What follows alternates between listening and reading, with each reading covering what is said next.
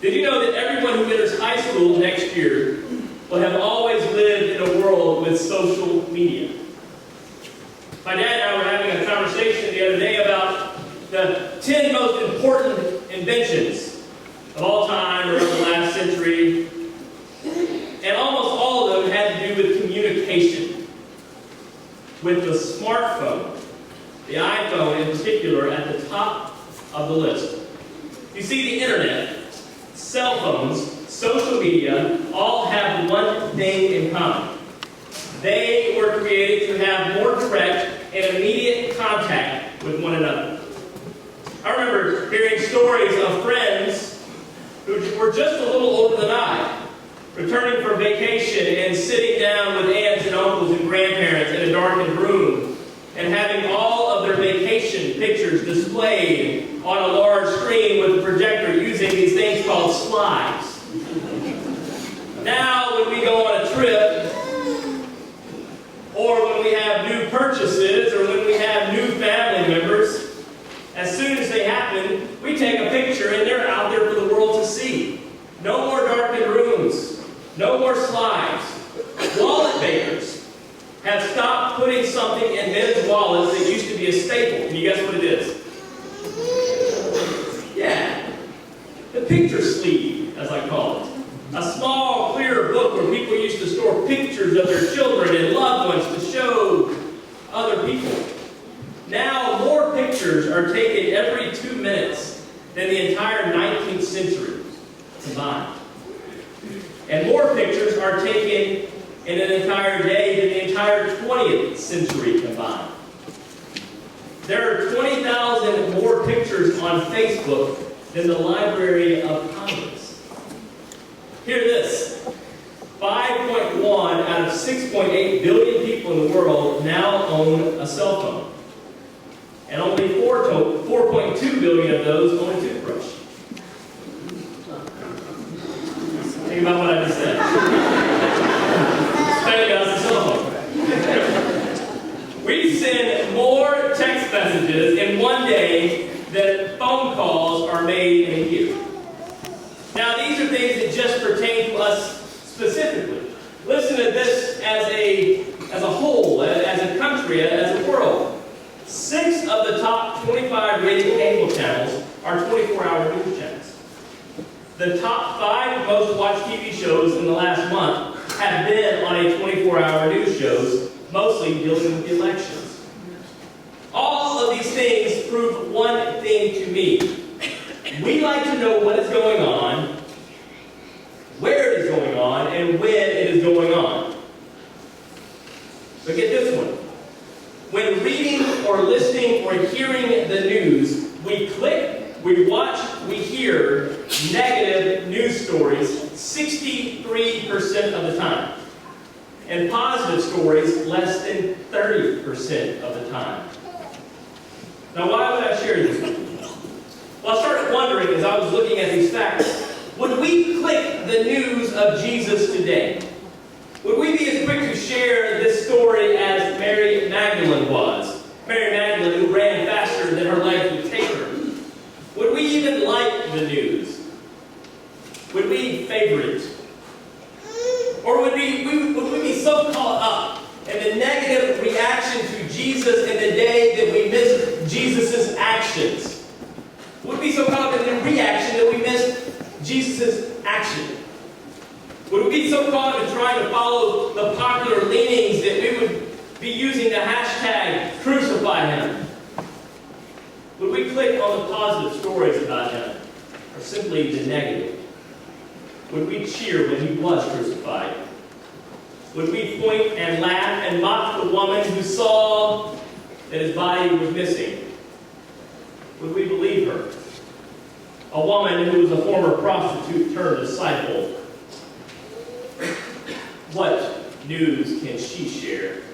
Would we ignore her if she started muttering things like, I have seen the Lord? I have seen the Lord. Or would that be put in the tabloids at the grocery store instead? Would we ignore her if she started muttering things like, I have seen the Lord? Would we ignore her? What if she kept it up? How would we react today? What happens if she can't be ignored? What happens when we as a society find ourselves so caught up in listening for and looking for the negative stories and being the first to report and the first to see?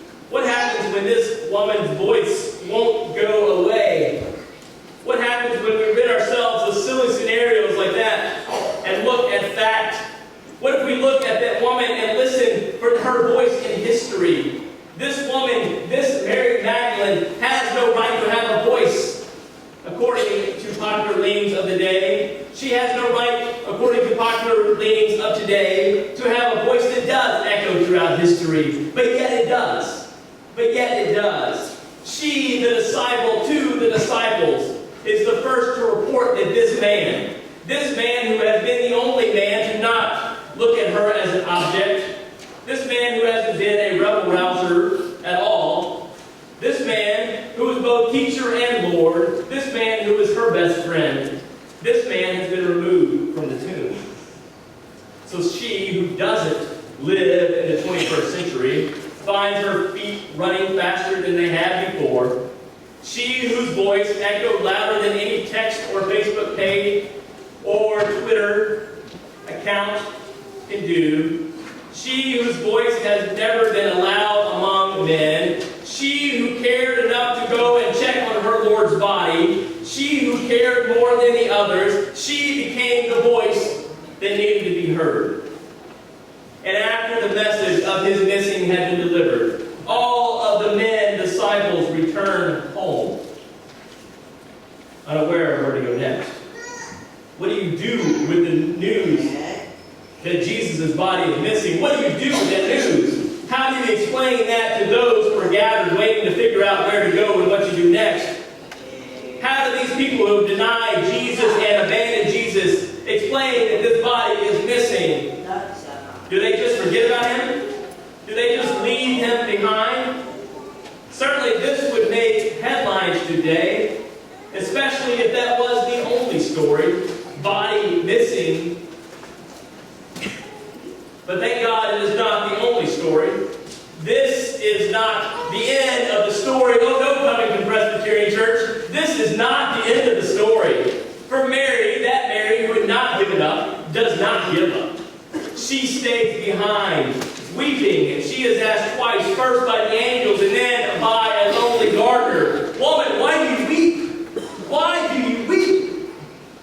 She explains to them almost flippantly, "Don't you know my Lord's body is missing?"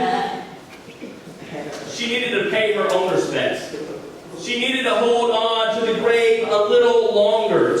This place would be the place where she planned to stay. But soon she found this place to be a place from where she would need to run. For she came to this place thinking that this would be where her life as she'd known it would come to an end. However, she soon discovered that this place where she stood was the place where my life and your life and our life had been changed. Our life had just begun. No life ended that day. Life began.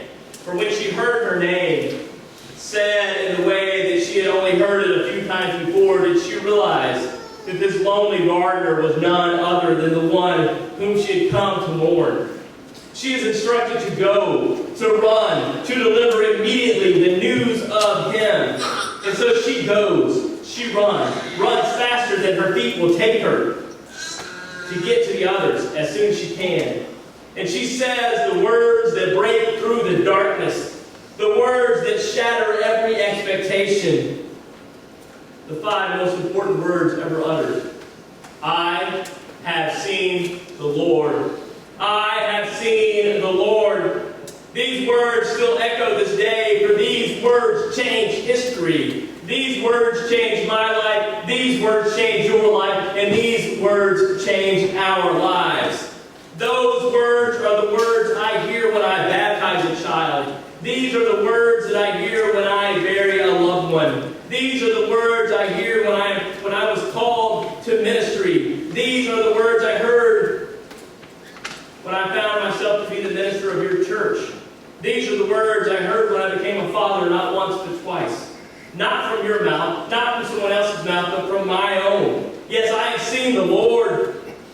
I hear these words echoing from my lips, rattling around my own head, being shouted from every depth of my heart. I have seen the Lord. And these words, I am sure, have found their way from your empty tombs and from your own weeded gardens. I have seen these words. I have seen the Lord. These words have been on each of our lips at the birth of a child, the touch of a loved one, the embrace of someone near us. They have been on our lips when we have been in deepest need and when we have had every desire met. We hear these words, I have seen the Lord. For these words have echoed throughout history for a reason. These words need to be what permeate our news feeds on Facebook and on Twitter and Instagram. These need to be the words that are at the top of every news that we read, our every drop of living. These words are more impactful and more immediate than any spoken before. I have seen the Lord. These words should not be shoved to the back page of the newspaper or mentioned only once a year on the Sunday following a full moon. These words should not be ridiculed or second-guessed. These words should not be hidden because of embarrassment or disappointment.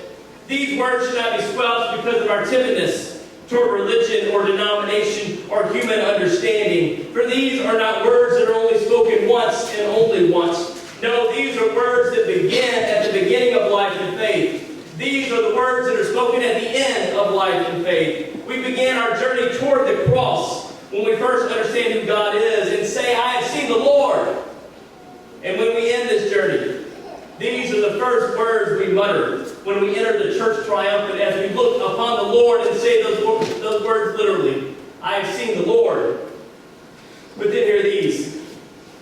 These should be the words others mutter when they see us in the world. We, the one whose voices, like Mary, might have been silenced before. We whose actions may have never been taken seriously before. We who feel inadequate at times and who feel left out at times. We who didn't know we had it in us. Yes, we, Covington Presbyterian Church, we are the ones who reflect those words in this world. We're the ones whose hearts echo the truth represented by these words. We're the ones whose actions reflect the truth represented by these words. And we're the ones whose voices become the rallying cry for these words. My friends, when people see the Church of Jesus Christ at work, they should see us and say, I have seen the Lord. We don't only say those words, we reflect them. We don't only love them, we live them. Because I have seen the Lord, hope is possible. Because I have seen the Lord, ridicule is silenced. Because I have seen the Lord, liberation is here. Because I have seen the Lord, my voice, your voice, and our voice matters in this world. Because I have seen the Lord, you fill in the blank. Because I have seen the Lord, you preach what is next. Those 5 words, I have seen the Lord, are the most impactful, the most tweet-worthy, Facebook posted, text messaging, smoke signaling words that have ever been spoken. This is the story that should be read 100% of the time. And so, my friends, hear your charge this day. I have seen the Lord.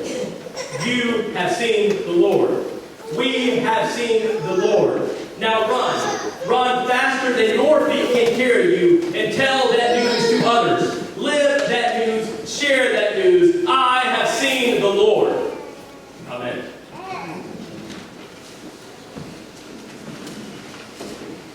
And what better way to see the Lord than at this table?